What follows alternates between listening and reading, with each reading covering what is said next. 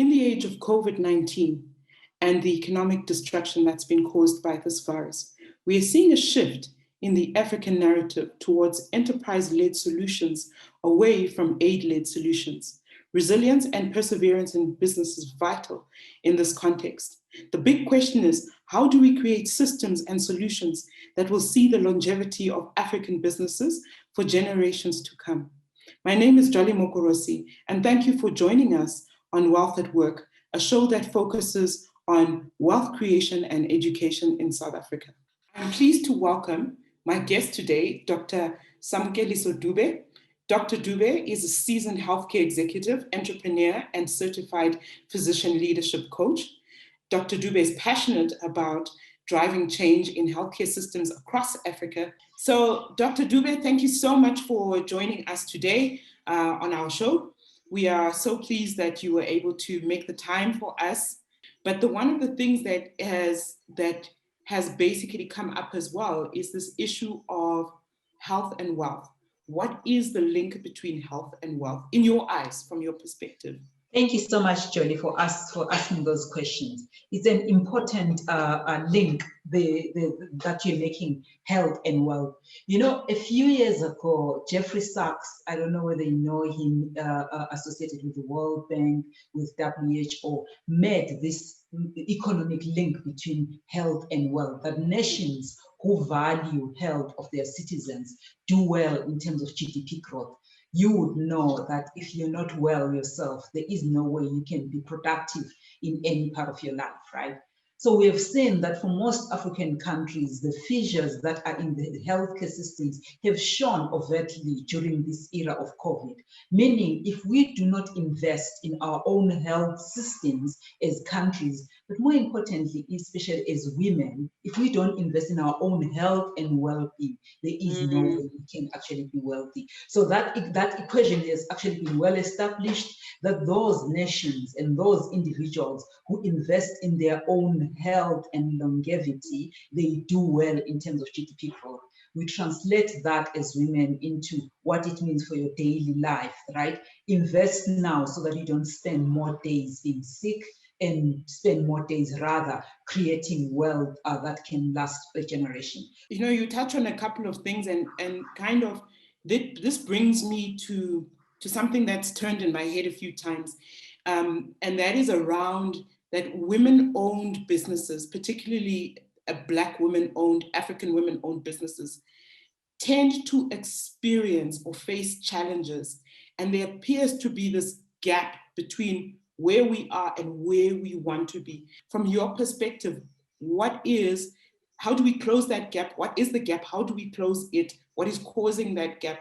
How do we create the kind of systems and places that are conducive to women remaining in business or being in business? Yeah, so you will find, I mean, many papers have been written about businesses that scale and why many African businesses do not scale. And majority of these businesses may be owned by women. So most women get into the spaces of entrepreneurship for survival, either because of their backgrounds, their educational status, or whatever reason they've been excluded from the mainstream workforce. So they get into entrepreneurship because it's a survival mechanism. But how do you then grow from survival to thriving? And because when you thrive, you can create enterprises that can outlast you, because then those are the enterprises that we need in Africa. And so we've demonstrated. Yeah, that's so true. You touch on something very important there. That's that multi-generational kind of vision, that sustainable enterprise that outlives me. And you know what? Thanks. Keep on touching on that. 100%, Jody. Because how do you, now that we have demonstrated our resilience, you know, in terms of surviving, paying our children's school fees, etc., how do you then take that idea to scale? This is where you then need conducive family environments, which I think is primary, is very important. So for you to thrive as an individual, you need a supportive partner who will have your back, right? I actually believe, Jolly, that Africa is being run by women. It's being run by women, we're just not acknowledging it, right? Yes. So you need exactly a support structure that will make you to move from survival to thriving. And that means somebody will take care of children at home. Somebody will say, you know, when you are short, they are not going to take money from your enterprise and use it for the day-to-day bills, rather than you reinvesting in your business. So you need those kind of partners. We need those family support structures. That is so true. That is so true. I think you've hit the nail on the head there. And I could go on and on and on. But thank God, I actually have a script I need to stick to, because, you know, the two of us could talk about these issues forever and a day. So I do want to shift gears a little bit, and I want to touch on something else that we've touched on before in our private conversations with each other. And that is the issue of when you take personal responsibility for your own personal wealth. One of the things that blew me away about you is the fact that you actually went to study personal financial, to be a PFA, personal financial advisor. What made you do it? We exist, Jody, in a narrative that may not understand where we come from. I think the way I view money and wealth may be different from how the current narrative is being drawn in South Africa. So I don't know whether when I talk about, I mean, the phrase is out there that talks about black tax. You've heard about that. When I'm saying, okay, I earn so much, but I take so much of my money to support my family. If my financial advisor in the mainstream may not necessarily understand that. So I wanted to understand the basic principles of wealth creation myself, so that I manage my own wealth. It's tough because the current infrastructure in terms of investing may not necessarily sort of favor that kind of narrative that I'm developing. But I actually think we need to develop our own systems that appreciate that actually cattle, goats, and sheep is actually wealth. And how do we monetize that? How do I view my rural home and equate it at some point with the countryside, Oxfordshire in the UK? You know, it's my rural home, it's in the country, it's got goats and sheep and horses. So how do I equate that? I think I'm trying to develop a narrative that says wealth is interesting, but wealth starts from the vantage point where you are and grows from where you are. Thanks for touching on that. But on the issue of black tax, we can't run away from black tax. How do you manage black tax in the context of that you are building something? What are the boundaries and systems that you've put in place to kind of say, this is it, this is the context of black tax? I have framed that, Jolie, as there are three phrases, right? There is the help phrase, there is the fix phrase, and there is serve. So often when we see our families in lack, we think we should go in and help, right? When you're helping something, you think that they are weak. When you help by its very nature is got this notion of the other part is weak and therefore I am helping, right? So there are instances where you actually help because the other person is weak.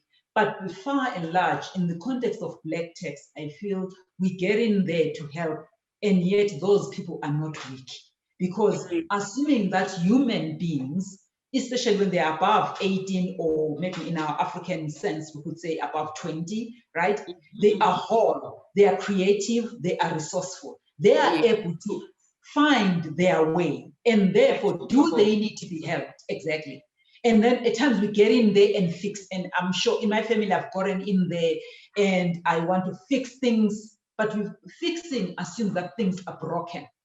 So when I go to my rural village and I'm like, I need to fix this, I need to fix this, I'm assuming that people are living in a broken system without me anthropologically understanding why they choose to exist in such a system. It makes me actually be subservient to this black tax notion. But when I go into my family and my clan to serve, right?